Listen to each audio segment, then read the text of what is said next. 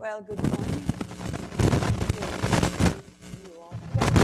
We continue with Thursday Mascom Week, and we have three great resources here and friends, and that's why I'm so proud to share that with you. We have Michael Vela. He's one of ours too. Graduated in 70 years ago, 2007, electronic media, isn't it? Public relations like ours, Texas State University. So, and now he's in charge of communications for the San Antonio Hispanic Chamber of Commerce. So we're going to hear about him and ask him lots of questions. He's going to be really helpful. Ana Cantu comes also from Texas and graduated from UT Austin, has been collaborating with Texas State and students in the University Star for many years. Now she's with Google, so formerly with eBay and other great positions as well. And Polo Sandoval, also from Texas, and also graduated from Texas State University. He's with CNN, national correspondent, and they're going to share experiences and when they started, how they were here when they were sitting here, just like you are today. So let's start. Good morning and welcome. Morning. All right. It is way too early, right? You notice I brought the I know, coffee with clearly. me. I guess you want, Mike, you want to? Sure, I'll give you a little bit of history about myself so you know my background and my experience here at Texas State. I started attending Texas State in 2004.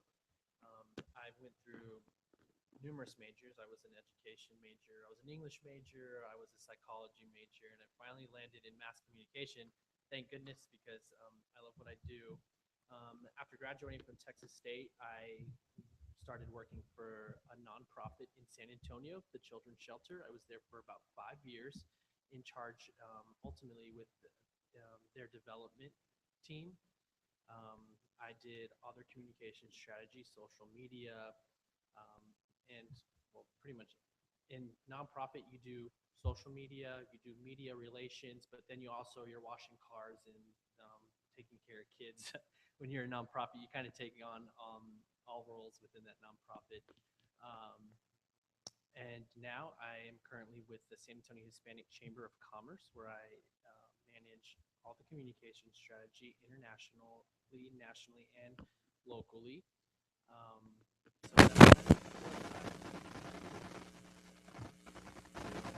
So back when I was a student, I started as a computer science major and did a complete switch to journalism and linguistics. I did student radio. I was the news director of KBRX, which was UT's radio station, and I worked for a summer at the Daily Texan. Those were great experiences because, as students, you get a lot of freedom to learn, and you have the safety net of your professors and advisors. So, I hope that all of you take advantage of those types of opportunities because they really are great and they help you in your development when you're learning. My first job was at Newsday in New York. I was a reporter in the Queens Bureau of Newsday, and I was an editor on Long Island. And after that, I did a company transfer to the LA Times, where I worked briefly for about a year in features, so arts and entertainment and movies, which is a great place to do it because it's kind of the center of the entertainment industry, and you get to know kind of all the backstories of Hollywood and sharing that kind of news. And then I moved into local and state, so working on the California desk, which is all, of course, LA is a big city. There's lots of crime, which I love crime stories. Growing up on the border, that was kind of, a fun and interesting thing to keep up with what was going on. And so while I was there, probably just a couple of years in, I was part of the team that won the Pulitzer Prize for breaking news reporting because we had what was known as the Ring of Fire. Basically, all of the area around LA caught fire, and we were trying to cover that. And it was very much public interest journalism in that, we wanted to keep people safe. We wanted to make sure that people knew where the fire was moving and where they should, evacuate or not go. And so that was just, it was kind of like just another story. Like we did that, we worked it as hard as we would work, any story. And so it was, really kind of cool and a little surprising that we won for it because we had admired the work of so many other papers that were nominated against us. And then after that, I moved into opinion journalism here at the Austin American Statesman because I wanted a bit more responsibility, like doing more of macro editing, of deciding, what goes in the paper as opposed to just editing, kind of the stories that come to me.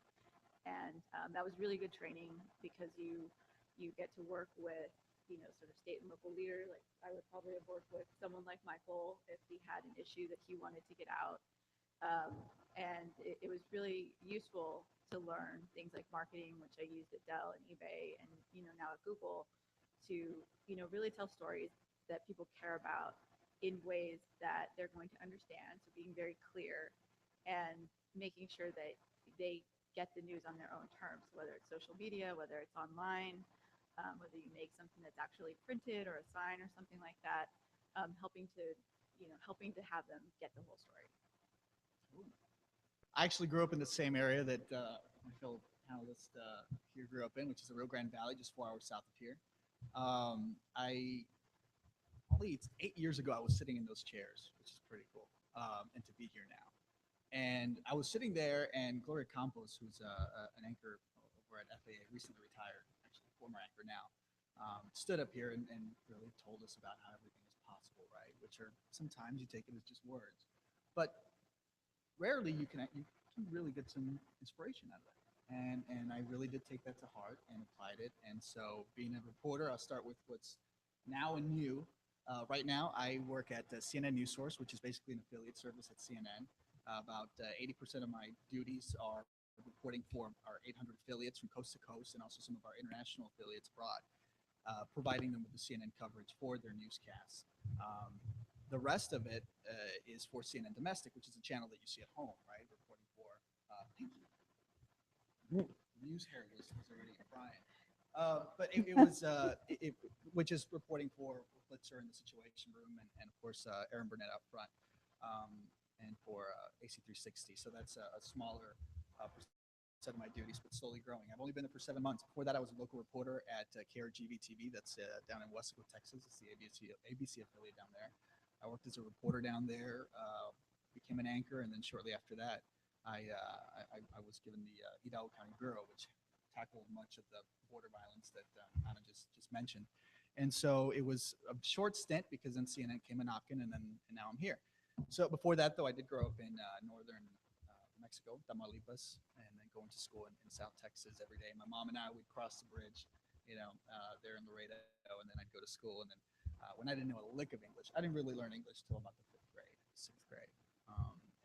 So I always hated to be, a little brown kid in the back they picked on that had to read some of these books that we had to read out loud in the classroom.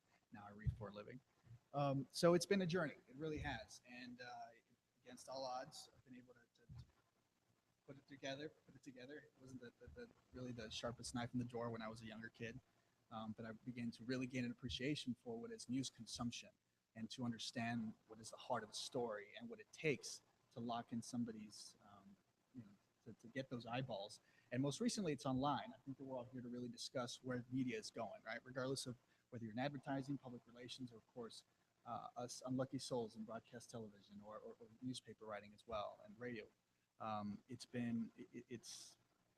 been rough for many. People have had to shift the direction of where their publications are going.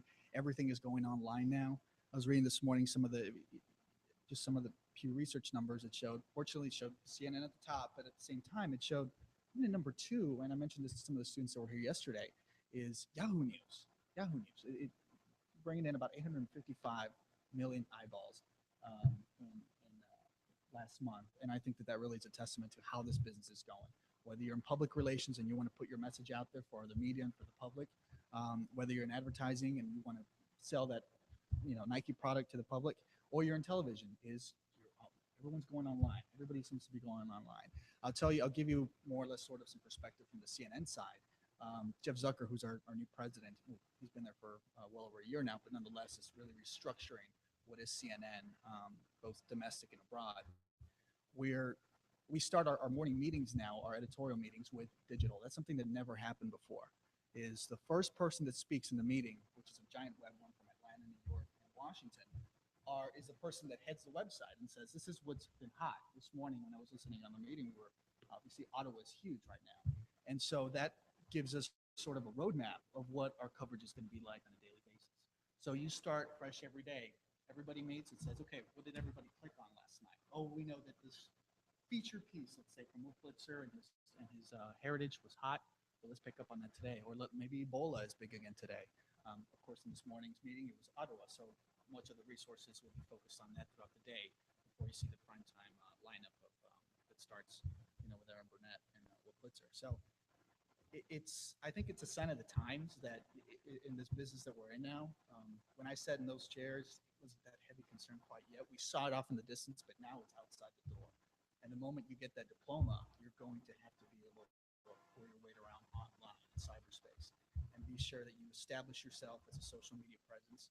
Be sure that you are trusted online. Be sure that your updates, if you're in television news or newspaper writing or radio, is that you're a trusted source online. Because again, regardless of the shop that you end up in, probably very likely that you're going to be expected to establish a presence online. If you already have that when you walk in the door, props to you, and I think it'll set you apart from the rest.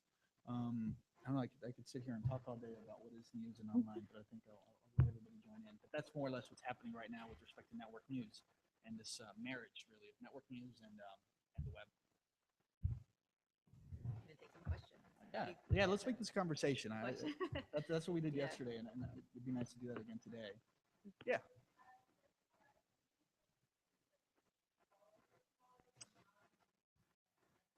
Yeah, I didn't want to bore you guys with that part of my bio, but since you asked, it's when I was a student here at Texas State, I was an intern at KTBC Fox 7 News in Austin, it really, if it hadn't been for that, I don't think I would have landed the opportunity that I did in the Rio Grande Valley. Which, while it's a fairly small market compared to, let's say, Dallas, it is a huge market when it comes to the kind of news that they cover. There's markets in Dallas. It's at CNN. We don't do some of the stuff that they do because they really have this unique ability to go into Mexico. They cover two countries every day, right? And so I don't think I would have been able to land that job if I didn't have this internship at KTBC, which allowed me to actually go out in the field and do stuff. That internship looked, I guarantee you, it looked way better than me being a summer intern at the Today Show in New York, because it actually sent me out into the field. I asked the assignment editor to send me out with the PJ to those assignments that nobody wants to do. And I did the interviews, right? I came back, I wrote a little package. I got it approved by a producer. And then since I couldn't be on TV, an anchor would voice it. And so it was a pretty cool experience to come home here in San Marcos and watch the 9 o'clock news. Like, that package, I wrote it. And then what I would do the next day, I'd go in and just voice it since I wrote it, and just delete the anchor's voice, put mine in there, maybe put my stand-up in there. And so now you're graduating with not only the material that you gathered here at Texas State during Bobcat Update, but you also have, a package that was professionally shot by a PJ in a big news market. Austin is not the largest, but it's rich in politics and entertainment, so you kind of get your pick. So I would encourage anybody, your junior and your senior year, to get out the door and get a good internship. That, I think, is a make or break opportunity for a lot of students that unfortunately may not be taken for granted. I think now too, they're paid internships, are they not? Possibly. Yeah, mine was unpaid. I had to drive my little Ford Ranger from like Wonder World Drive to Austin, 4 days a week, which is painful.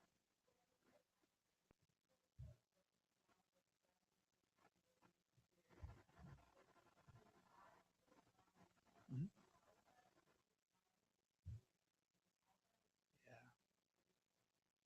Yeah, that's something. Perhaps maybe some of the recommendation letters from your professors, I think, would carry some heavy weight. If they were to really put you out there and say, I recommend she be considered because of the experience that she has here with our on-campus broadcast. Perhaps that might be a way. I didn't face that because I think students were trying to get out of internships when I was younger. I think now that people are really fighting to get in it. Actually, the way I was able to gain experience was by being involved here at Texas State. I was part of the first group of Bobcat promotions, and honestly, I think that helped me get my foot in the door with my first job because by the time I graduated from Texas State, I already had campaign experience. So I transitioned into the nonprofit realm, and actually, that and having a good social network just because you're a student doesn't mean you can't attend a networking opportunities elsewhere. For example, I'm an active member of the San Antonio Association of Hispanic Journalists.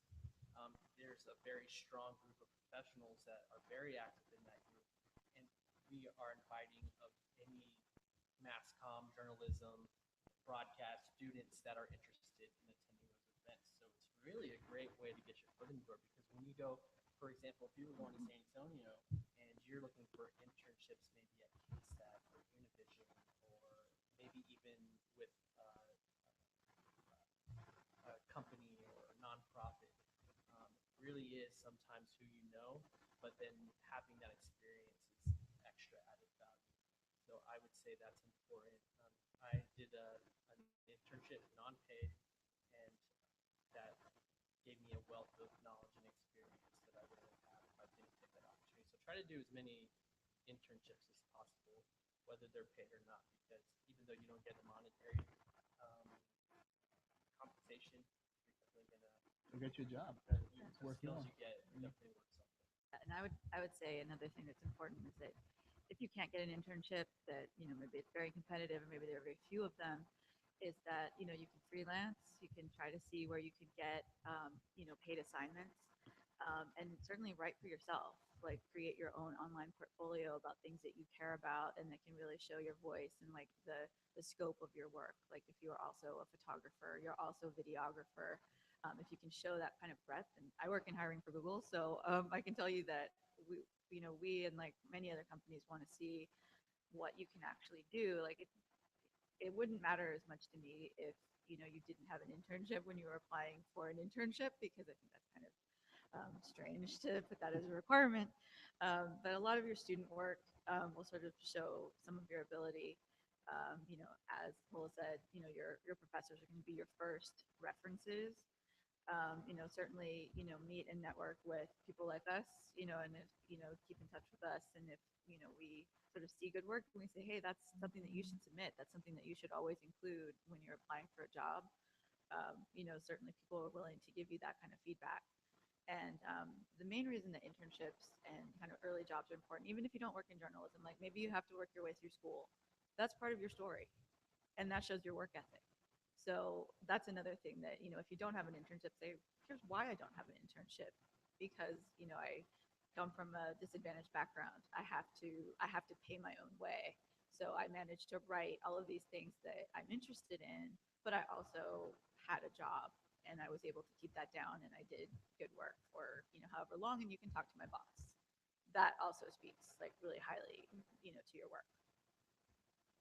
If I can interject here, one of the things that the students prepare is the portfolio before, as a requirement before they graduate and they submit it. And it's something that we highly recommend because there, all the projects that you have been working as a volunteer or maybe with special projects such as MASCOM Week or South by Southwest, all of that can be included there. Is that something that you would take in consideration when they apply to see their? That's definitely something I would take into consideration because it shows previous projects that you've worked on. But I would say when presenting, I would say when presenting your portfolio, maybe think outside the box and be more innovative with it. I mean, I've gotten portfolios on a thumb drive or online, and see how you can integrate that online subject matter into your resume, or so something to talk about whenever you do go through the interview process. I think that's impressive. Yeah. And I actually have an example. I shared this with another class, a friend of mine who actually used outside kind of work that she did, non-paid, just sort of for fun. So a friend who's a graphic designer, and she worked at the Austin paper. And her job had changed so much that she was no longer happy with it, and she wanted to go into corporate graphic design. And so one of the things that she likes to do is do like fantasy leagues. So she did a fantasy soccer league. And because she's a very talented designer and because she was so into it, she actually designed, like a poster or like a program that was used by her whole league. And so when she went to apply for a job at a Fortune 500 real estate company, she included that in her portfolio just, because it was something she was really proud of and it showed really intricate work. And it was alongside all of her more traditional graphic design work. And that was the first and only thing the interviewer wanted to talk about because he was from Colombia and he was a soccer fan. And he basically said, let's talk about this. And, of course, like the rest of her body of work supported that. But sometimes things that are really different and something that you really care about. Like you can't really fake that kind of enthusiasm about a topic. And so when you do work about something that you really care about, whether it's volunteer or just something that you like to do for fun, that can help distinguish you as an applicant. I have just two real quick things to add. One of them is I'll piggyback off of what Michael said, is that the web element, establish yourself online, because I think when that person gets your cover letter and your resume, they're gonna look you up. They're gonna look you up on Twitter, and if they see that you constantly tweet these stories that nobody else does and really things about foreign affairs, and I think you'll stand out, and they'll know that you're a serious newswoman in the making, basically, right? And then the other recommendation, back to the portfolios, is it's a great thing. It's also good to incorporate some of that real world experience in there, even if it's an internship. Everybody starts somewhere, right? But I mean, talk about optics. If you walk through the door and hand a news director a tape that actually shows stuff that you shot at KXN, at KSAT, at KTBC, with with photographers, photojournalists, I call them, right? PJs, that are pros, I think that just shows that you can work in that environment already. This is not going to be your 5th year of college. Remember, this is your real job. This is the real world. But that being said, don't underestimate the power of what you can do in this building. It really does. It lays a foundation to what that you'll need out there. I mean, one of the coolest things that I learned when I live in Washington now, and the person that designed the Vietnam Memorial, college girl from early 20s. So it just, a lot of what you do here at this level is going to have a tremendous impact on the rest of your life. So keep it all and do incorporate it in your portfolio. It is valuable stuff that you're learning right now. Just drizzle a little bit of that real world experience on it, and you got a recipe for success, I think, right? Maybe? I hope it works. It worked for me. Good recipe. That's right. Tasty. Any more questions? I know it's early, guys. Yeah.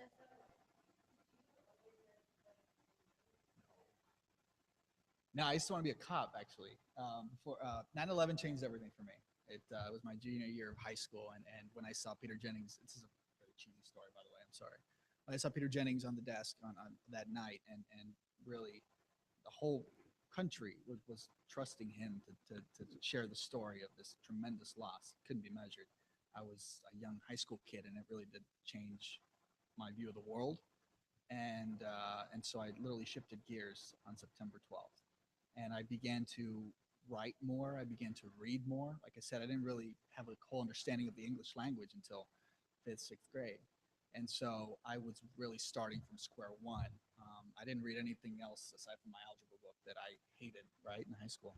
And so I really started to begin to write as much as I could. And then before you know it, I at least laid out the foundation. Granted, when I graduated college, I don't think I was still there with respect to the writing. My boss, I shared with some of the students yesterday, as my boss extended my probation. My first boss was going to fire me and I would have done the same thing. But I think that as I gained more experience throughout the years, I realized maybe news is for me. It's a rough business. The business aspect of it, it's no big secret. CNN has been hurt in the last few cycles, and layoffs here and there, extensive layoffs. And so I knew what I was getting into. I knew that was I saw it in 2008 when I was in local news when we laid off several people, and now I see it in network news. So am I glad I did it? Of course I am. I love my job. And if I could do it again, I would. But I always wonder, like, what if I would have done law enforcement or something. But yeah, don't close all the doors. I think that to graduation, you can do so many things, and that's the beauty of a mass comm degree. You have 3 people up here that love their jobs, right? And we all do separate things, but we went down the same route. And so that's a good thing, is while you're already in mass comm, don't feel like you're numbered, your opportunities may be numbered, and that it's got to be broadcast or it's got to be television news or. And, I work at tech companies, and honestly, good communication is critical, kind of no matter what industry you work in, what kind of job you have. So, if later you find that you want to change careers, you want to shift, having a good, solid, mass communication education will allow you to do that. I mean, I've moved, from journalism, which I did for a long time, into things like marketing and recruiting. Now I actually work in an HR department, but I still do communication because that's really important. I work with engineers. I work with a lot of people in different types of functions.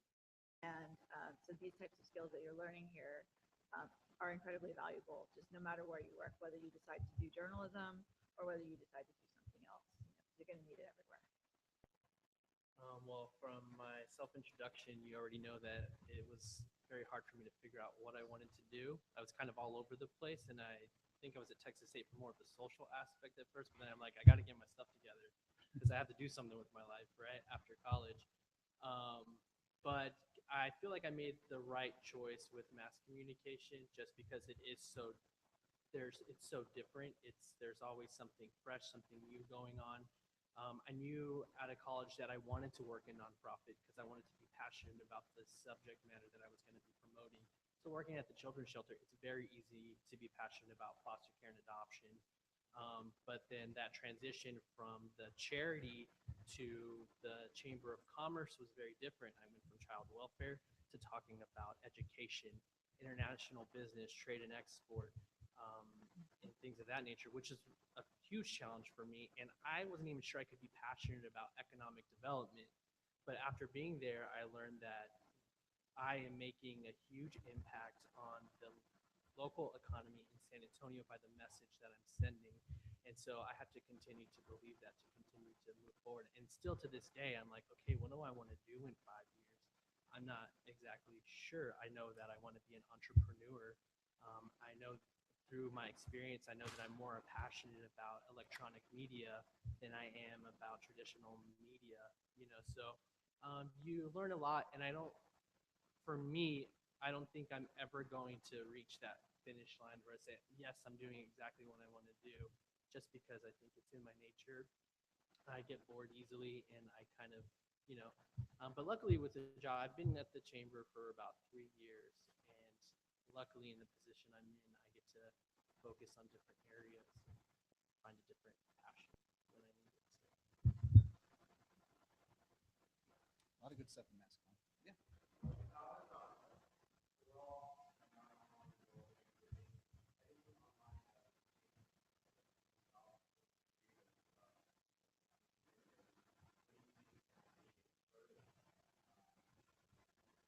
Good question. Go first. Yeah, that's all we do now. This phone, I'm not trying to be rude, but you keep it at your side all the time because it's constantly feeding you updates on what's happening in the world around you. It's everybody. I mean, appointment television that we used to see when I was a kid, it's phasing out. People don't gather on the television to watch the evening news, or at least less people, I should say. Less people gather on the TV now in the evenings to watch the news. What it is, it's on-demand television. HBO, they signed a big deal. They're going to be selling subscriptions now online now. You don't have to get the whole HBO package now. You can simply watch HBO Go online because they know that that's what's needed out there. That's what people are looking for because people don't gather. I mean, it's rare to find those families that now gather on the TV Sunday nights at 8, right? So it's the news on demand. The way it's changed for us, I know that just recently we changed our graphics package, for example, at CNN. Now our graphics, if you turn on TV tonight, today, really at any time across all CNN platforms, whether it's Espanol, international, or domestic, we have the same graphics, and they're huge, really big graphics, even on television. The reason why they're like that is because most people watch CNN on their phone now. And so you don't want to be reading those little tiny fonts, right? And so just those little tiny details need a major reshuffling of our infrastructure. We have to hire design teams to bring that in. What color palette are viewers really more attuned to? We determine it was black, white, and red. So those are the new colors now. And again, everything's big. And then also we started these new, I really can't even remember what we call them, but they're these little vignettes basically that we do. That all the correspondents will file from time to time, which is sort of a topic in a nutshell, right? If it's ISIS, for example, we'll have one of our correspondents, Jim Shudo, which one of my mentors in DC. What he did was stood in the newsroom and just talk to the camera and just explain who is ISIS, really do. What's their weapon? It's fear. How do you hit them at the heart, which is by eliminating that fear factor. So it's just him talking basically, and with graphics, sort of big, oversized graphics reiterating everything that he says, because everybody's watching this stuff online. Google News also top 5. People are watching. People are consuming their news now online, not so much on television. So that's how it's changed from the broadcast side. How we do our products now. We don't work anymore for the one piece on Blitzer. Now we work for an online piece that's probably going to get more viewers than something that comes out on TV. Yeah, I actually get the paper delivered to my front door every day, and I never look at it. I always go to the electronic version, so it's a waste of paper. But that's just the Especially reality newspaper. of it. Yeah. In television, I'll just have one more thing I forgot is in television now, some of our biggest competition are the print reporters now. Because now, what do they do? They have a little camera with them. And they're out there shooting stuff, and they're posting it on the website real time. So you don't have to wait to see what the Times are going to print now, because they're going to have it that same day. So it's increased the competition too. In the And I would say, so I actually started in print media. And when I was in college, when I was kind of sitting in seats that you are today, in class, what we had to do, I don't know if you guys have to do this, but we would have to take daily news quizzes to prove that we were keeping up with it. I see some people nodding very hard. events. Yes, current events. Yeah, and everyone expected you to keep up with what was happening.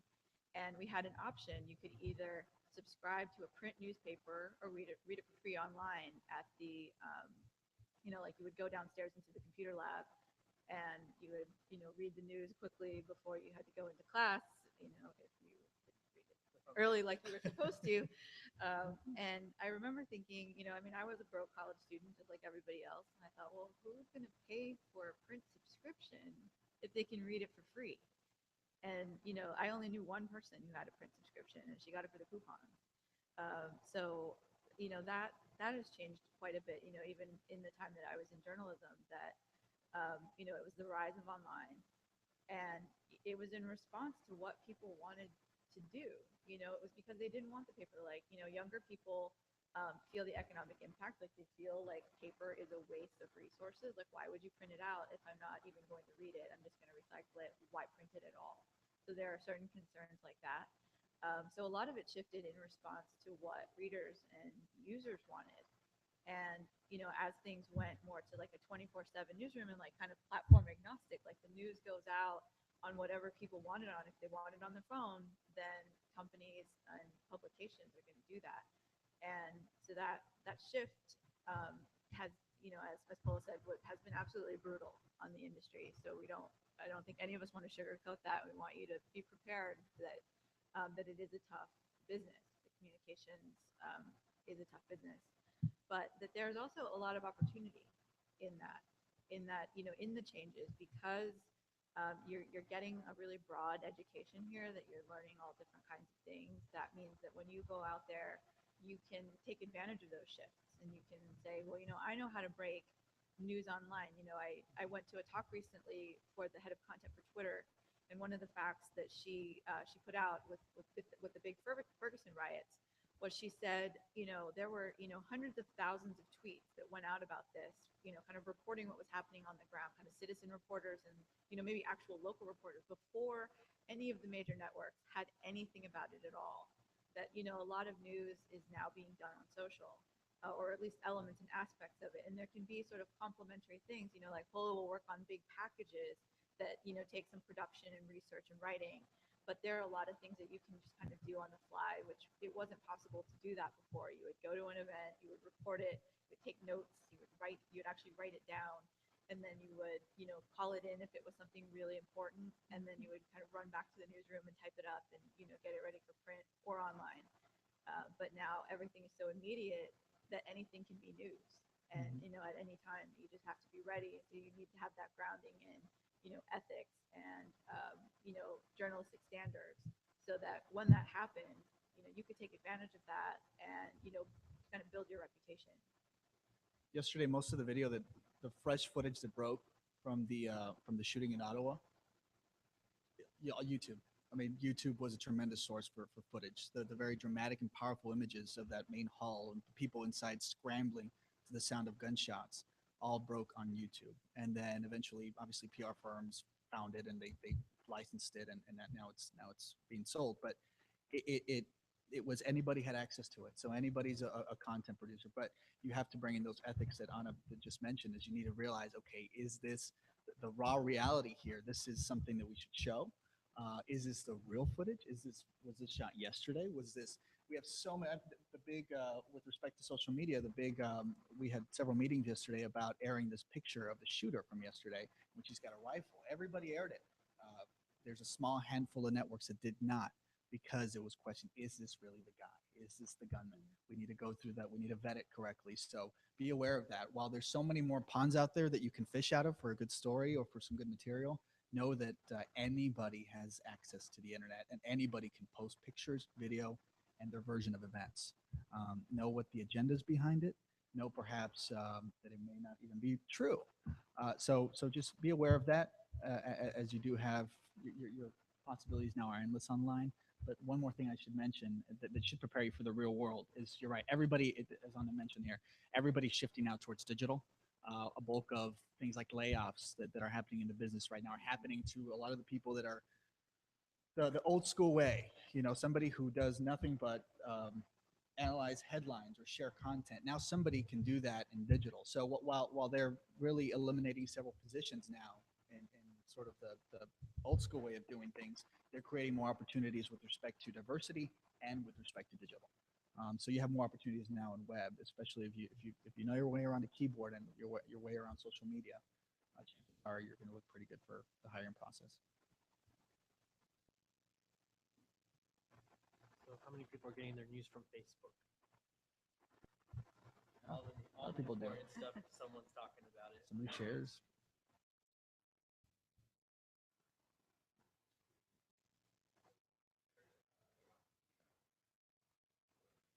It was a mass comm electronic media. When I came here to Texas State, I already had that idea that I want to be in TV news. I wasn't sure I want to anchor, produce, or write, but yeah, I at least knew that that's what I wanted to do. It doesn't hurt to have an idea of what you want to do, but I will tell you this: we work in a business where it's so hard to plan what you want to do in a year because it changes so much. A year ago, if you would have asked me what you expect to do, I would have still probably been a reporter in South Texas, maybe go to Dallas and anchor a report there. And then this opportunity popped up unexpectedly. So I think your plans are only as good as the day that you're living in right now, because everything can change tomorrow. It's a very fluid industry. And I would add to that. So I have a job that did not exist a year ago. Yeah. And so having, good solid grounding in communications, if that's what you want to do, to have a good idea of the direction that you want to take, but maybe not necessarily the job that you want to have, and just think about what can prepare you to be flexible and to take advantage of opportunities as they present themselves. We recommend you just keep that writing muscle very fit. Right now, whether it's in tech industry or PR industry, or especially in if you want to be in reporting, journalism, writing is very hard to find, especially in the younger generation. Somebody who can write a good human story. I said human, I mean, it's like a drinking game. Every time I said human yesterday, but that's really the point I want to drive home is human storytelling now will set you apart from everybody else.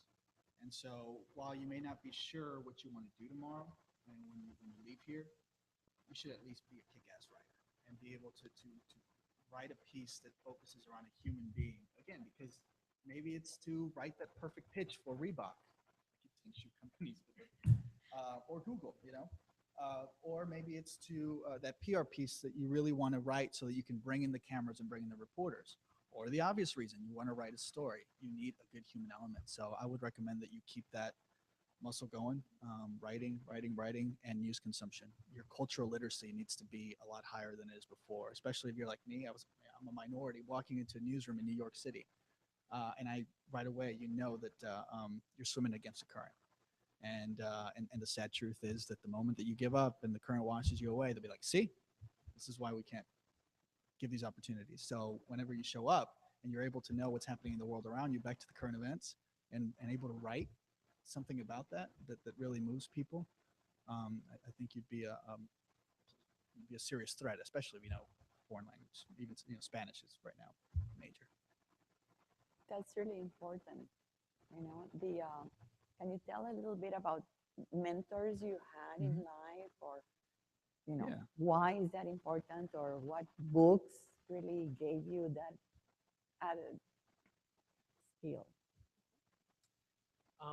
Well, my biggest mentor, luckily for me, is my current boss. He not only helps me out in my, daily life, personal life by offering it sound advice, but also as a professional. His one of his expertise areas is communication. He used to have his own consulting company in the '90s. He's always kind of kept up with the current practices. So I feel like I'm always trying to live up to his standards. But luckily for me, he pushes me beyond what the standard is, and um, he's someone that I don't want to let down at the end of the day. So I think it's really good for you to find a mentor where you feel the same sentiment. You don't want to let them down at the end of the day. So he was probably my biggest support and mentor in the field of communication. And for me, in journalism, I would say it was my boss at the Austin American Statesman, his name's Arnold Garcia. He's now retired. He was the editorial page editor, and he was just an incredible advocate for younger people in newsrooms. He was one of the early people to diversify newsrooms in the 1970s. Back then, there was just kind of a lot of old white guys, sitting around, writing the news, and that isn't really reflective of the world. And so a lot of the people who were kind of early in the newsrooms, they had a rough time. People, didn't think they were good enough, didn't want them to be there. They didn't, want, kind of the affirmative action hires there. And so he remembered what that was like, not just for himself as a Mexican American, but, just being a young person in a newsroom where they didn't think he was very good or maybe didn't have any potential. And so he always carried that through to all of the interns that we had. He took an incredible interest in interns. I was still, pretty young, when I started there, and he recognized that I had a lot of potential, and uh, he made it possible for me to take advantage of opportunities, while I worked there. And then sort of separately, I have a few mentors in business. Like once I left journalism, and they were people who really, like probably too many to name, but the thing that I always appreciated about them is that they they see you better than you see yourself sometimes. Like sometimes you may feel like, I don't know if I can do that, or, that seems really far outside of my comfort zone. I'm not really sure I can get there. And, they help to create that picture for you and also kind of show you how to get there. Like you still have to do all the work and it's all on you, but they give you feedback and can be really supportive of your decision. So there are people who I ask, like before I've made kind of major career moves, I've just sort of bounced it off them. Like, here's why I'm thinking about taking this job, and here are the opportunities I think it presents. Here are the challenges too. What do you think? Do you think this is a good move? And it's not that I need a rubber stamp. It's that I know that they understand my work and could speak to it. So, always try to find, people like that who take an interest in you and who really encourage you to be better. Yeah, but my 2 cents are it could be somebody that you interact with on a daily basis. For me, one of my mentors was Jenny Martinez, who's currently still the news director. The same news director told me to pack my stuff and get ready to leave because I'm almost fired. But she really pushed me to the edge to become the writer that I am still working to become today. But it can also be somebody you've never met. When I was in your seats, I was big on Steve Hartman, CBS News. I mean, beautiful way of writing. And I think just the more you see his stuff, and Les Rose, one of the producers at CBS as well, were two big names that I followed tremendously when I was a kid. And when you see that, and it gives you sort of a goal, right? It's like, I want to be able to write like that, so you can work in the meantime to get there. So it could be somebody that you've never met. It could be a big name that you see on TV every night that you really look up to, and really his or her team of producers. Because when you get to a certain level, then it seems that the less writing you do, as I've learned. But or it could be the people that you interact with on a daily basis. And back to books. I mean, the one that I used quite a bit was Aim for the Heart. It's an Al Tompkins book. He really makes a business out of mentoring now at the Pointer Institute, but he sort of laid out the groundwork of what it takes to aim for the heart with a story, and not just so people don't get lost in the cloud of facts, which are important, but you need to have a face to go with those facts, and I think he outlined it. So yeah, Aim for the Heart was a book that I read quite a bit. Good instructional manual, so to speak. Can go next to your AP style book that I know you guys love, right? Yeah, is that still being used, by the way? AP style book, right? Yeah. Yeah, I use mine. My desk at work is a little wobbly, so I use the online now. Yeah, most of them, because I want to, but yeah, I don't have to. And it's been one of the hard adjustments to network news. Is you when I was at the local level, I loved it because I wrote, produced, did everything short of shooting and editing. I did it all.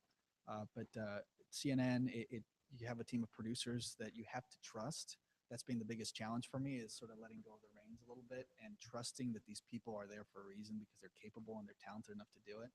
But it took a little while. Again, I've only been there for 7 months, but I quickly learned that I need to trust these folks, the ones that are talking to me in my ear, the ones that are writing some of the copy.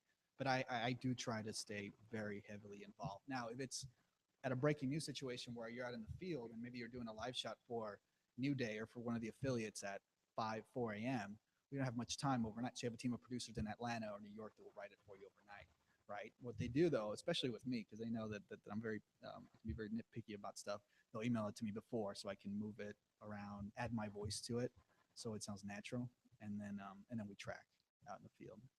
But that's, yeah, it's hard. So anytime you see some of the talent at the network level that maybe they say something that's stirring up controversy, just make sure that you remember that maybe it wasn't even them that wrote it, right?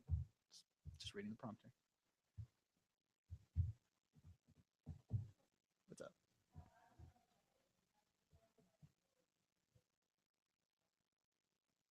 Like job interview? Well, for me, I'm for me, it wasn't terrible because every job that I've had was because of someone, because of my network. I came across the Chamber of Commerce job because my buddy Luis has been there for years, and he knew that I was passionate about communications, and there was an opening. So, I mean, I went through a couple interviews with the staff and the president and CEO, but for me, it hasn't been a terrible experience. But I credit that to being out there to network with other professionals. And so for me, so I've had sort of a similar experience in my jobs. Um, Pretty much after the first one, because you develop your reputation as you go through your career, and you never know, who you're going to meet and who you're going to work with, who may later be able to speak to your work, in a good way, and who may refer you to jobs. So the process at Google is, pretty well documented. You can see like the Google How We Hire page, but I will say that it wasn't difficult. I mean, I applied online and went through 4 total interviews, and there were no trick questions. Like, no one asked me how many golf balls can you fit in the 747, or how many trees are there in Washington State, which other companies do ask questions like that. And when you get one of those questions, it's more about the interviewer than it is about you. Like, if they feel like they want to stump you, like, I don't think that's a great way to hire, because it doesn't really tell you anything about the applicant. Like, I wouldn't fault anyone for not knowing how many golf balls are in a 747. In fact, if you did know it, I'd be like, wow, that is crazy. Yeah. It's creepy. Yeah, creepy. But I think that one thing that kind of gets neglected in the hiring process is that candidates don't really know how to prepare. Like, if you don't network your way into something where people are already kind of aware of your reputation, or they know your work and they're familiar with it, and so really at that point it's kind of your job to lose, that you should go into every interview preparing for it. What does the publication do? What does the company do? How do they make money? what does the job actually entail? And so, one thing that's really important is that every job description, every job that's open, it solves a problem for the company or for someone. And so if you can sell yourself as the solution to that problem, that you can do all of the things they need you to do, that you can do it better than anybody else, then that's how you're going to get the job. But I would say most of my application processes have been pretty straightforward. I have been through some that were kind of a little weird. I was rejected twice by Amazon, so um, they're one of the weirder processes that I've been through. But I think it shows a lot about the company and the publication and how they treat people who are interviewing for jobs, because you're never going to be treated better by a company than when you're interviewing, because that's they're putting on their positive face. And so if you get kind of red flags in the interview process, you should really assess whether you want to work there. Is that emblematic of the company? So that's advice I always give people. Like, that's the best you're ever going to be treated. And if they treat you badly, then it's not going to get any better. Google worked out though, right? Yes, it did. Yeah, Google's. They were busy with the drone thing at Amazon. The interview process for me, I mean, at the first gig at the local level, what I did that I think set me apart, I hope it did, my cover letter avoided the cliche terms. I'm a real go-getter, right? I'm a people person. What I did in my cover letter, I focused more on who I am. And I was lucky enough that I was applying for a job in a market that I grew up in for most of my life in the Rio Grande Valley. So I put in there, I grew up watching these names, the familiar names, like, and I gave them a listing of some of the anchors that some of them still work there. So right away, I connected with that news director, right?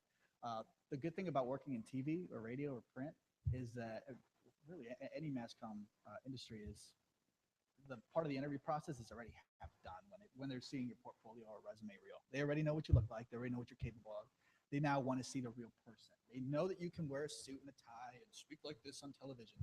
But if they know that they're hiring somebody who actually still believes in what real journalism is, real shoe leather journalism with an investigative edge, I think it'll set you aside from everybody else. So it's on that cover letter. Try to focus more on that, on who you are and why you want to do whatever it is that you want to do, instead of, again, the whole cliche that I have goals. Hire me. Yeah, and I would say, just to build on that, is that some mistakes that people who are interviewing make is that you try to focus too much on yourself. Like, here's what I want to do, and where really, like I said, it's more about solving somebody's problem and really talking up your achievements and your record of achievement, so that you can say, I would continue that if I worked for you. I would continue to do really great work like I've done before, as you can see in my portfolio, or if you look me up online, you can see that I always send out professional tweets, or I've shown growth in how my photography looks, or something like that. A lot of that will, people will Google you, not to plug Google, you can also Bing you or Yahoo you or whatever. But yeah, people are going to look you up, and some of what they're assessing is what's not in the interview. So people will be looking at your work, your body of work, and they will be talking to people who may know you. So journalism is a really small business. Like, I know it can seem very large, but you will often find that in any newsroom, whether it's broadcast or online or print, there are people who have worked with other people. There are people who've maybe been adjuncts at colleges. So it's pretty easy to find out things about people very informally, and it happens that way in business too. Like, someone will look at your resume and say, oh, this person went to Texas State.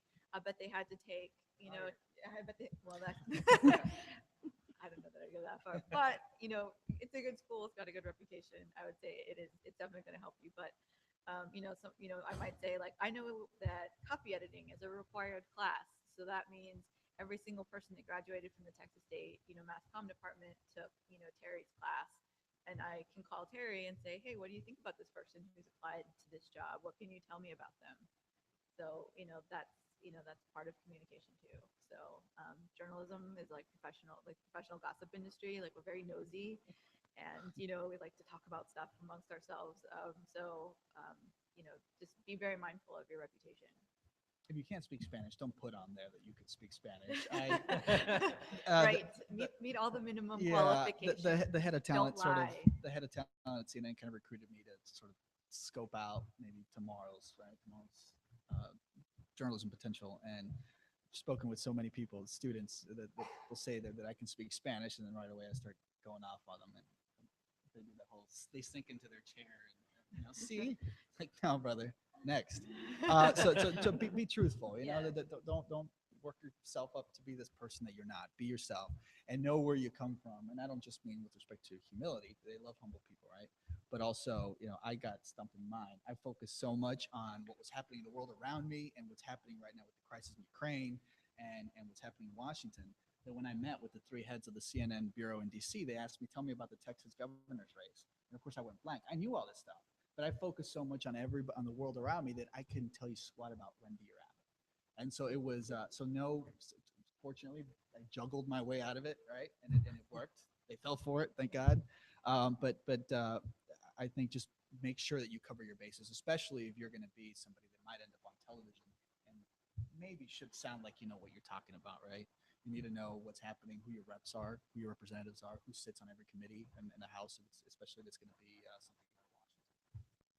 That was my nightmare story. It was bad. I drew pictures on the board for them just to try to steer them I away. actually like visual people because I'm a visual person, so I would actually give you points for drawing something Oh on a yeah, board. the head of diversity. Yeah, the CNN application process is growing. You got to go to Atlanta, you got to go to New York, you got to Washington to talk to all these heads, and of course, eventually you sit down with Zucker himself.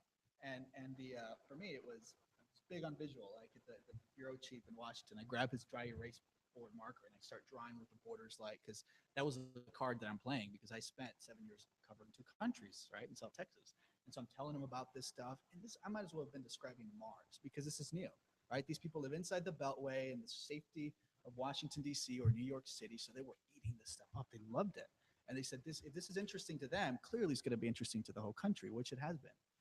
And so back to the visuals, yeah, I did that. I crawled around the floor to show them what some of the undocumented people go through, and so be yourself. Yeah, it was crazy. Yeah, this person almost called security on me. Yeah. They loved it. Yeah, definitely be yourself. Let your personality shine through. Yeah.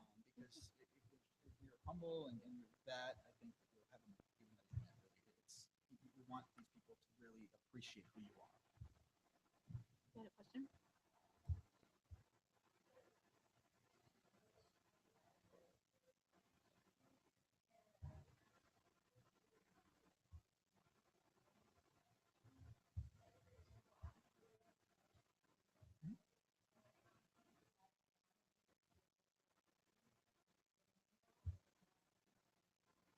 Univision's always a good one. I mean, Univision has depends on what market you're in, but I know in South Texas they had tremendous. They always did the breaking news. They were always out. They slept with a scanner on one side basically, so they were always out at all the big breaking news stories. So I think just check out what the market is like. If Univision is maybe the run and gun kind of shop in the market that you want, that might be a good opportunity.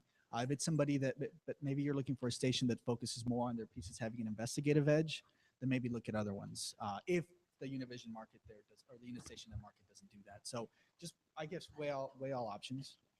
Whatever you want to do later, make sure it's that. If you want to be the reporter that gets called out to the brush fire, see if Univision does more of that. If you want to be the one that really spends time cultivating this piece, maybe check in on others if it's not Univision.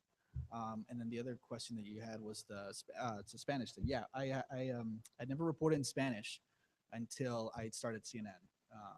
I was fluent in Spanish, like I said, it was my first language, but Spanish, English, and then I was this number, right? And so I was in the break room and I was talking to one of the staff members there in Spanish, and right away the bureau chief there for CNN Espanol pops up like, "Who spoke Spanish? You're going to be on TV." It's like, all right, let's try it. And so we experimented. We with the help of a producer, I translated one of my pieces for CNN. I just did one last week too, which unfortunately I didn't get to write myself because I had to go to Dallas for the Ebola thing. But I was able to work with the crew as far as translating it, and I did one in Spanish there. So it's because you've never done it your whole life doesn't mean that you're not going to get an opportunity, which is what happened to me. I never would have dreamed that it would have been CNN Espanol that puts me on TV doing Spanish. But yeah, there's big potential if you speak 2 languages, especially with Spanish right now. I embrace that brownness. You have to, because that's part of who you are, part of your story. I have one last question here. With the immediacy of digital, how do you reconcile your private life and that constant, keeping up with what you have to put in there? Um, I was telling someone this before we came in here that my personal Facebook profile is no longer a personal Facebook profile. It's an extension of our business profile. Just because of all the networking opportunities that I face and people requesting me, it's just an extension. Not that I would put anything crazy out there. I mean, I deleted all my old school pics from Texas State, so I think I'm okay. But it's very important to keep it professional and be very conscious of what you're putting out on the web and in response to applying for jobs in the process. I mean, when I get a resume on my desk, probably the first thing I do is go to Facebook, LinkedIn, just to see, I want to see what this person might look like. I want to see what kinds of things they're posting.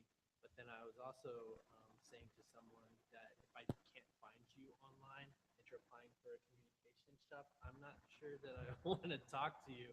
But, and always highlighting your strengths in your resume. Just because someone looks really stellar on paper doesn't mean they're the best candidate, because I've interviewed several people.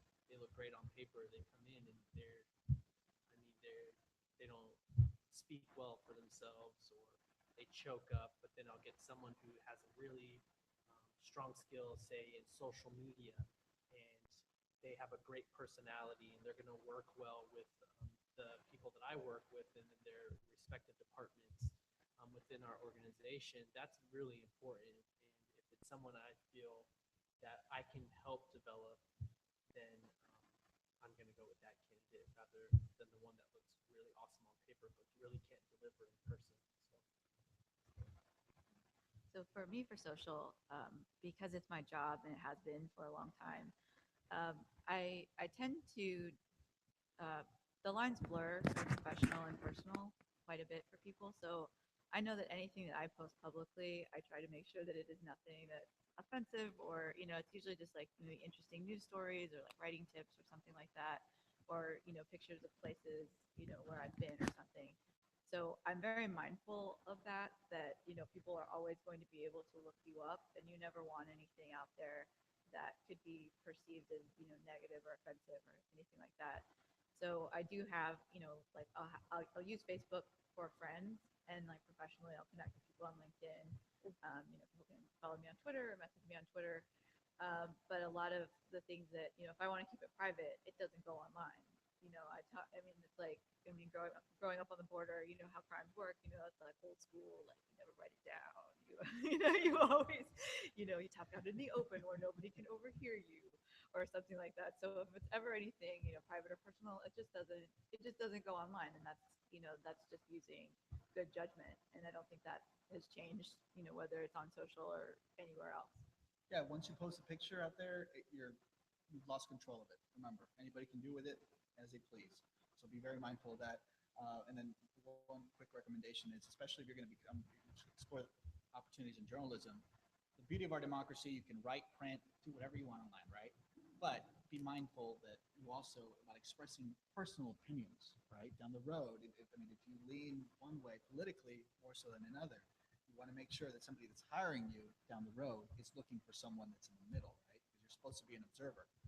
If they find something early on that you were caught, it's one thing to call out a candidate for something that they said, right, or a politician, but when you're siding with somebody, I think you want to be careful not to put that out there for everyone to see, because again, your personal life is. What's the best way to describe it? You really don't have much of a personal life if you're in this business. You're a public figure now, right? And anything you say, do, or write is going to get seen. And so you want to make sure that it comes across as something that's objective and fair and balanced. Fair and balanced. That sounds familiar.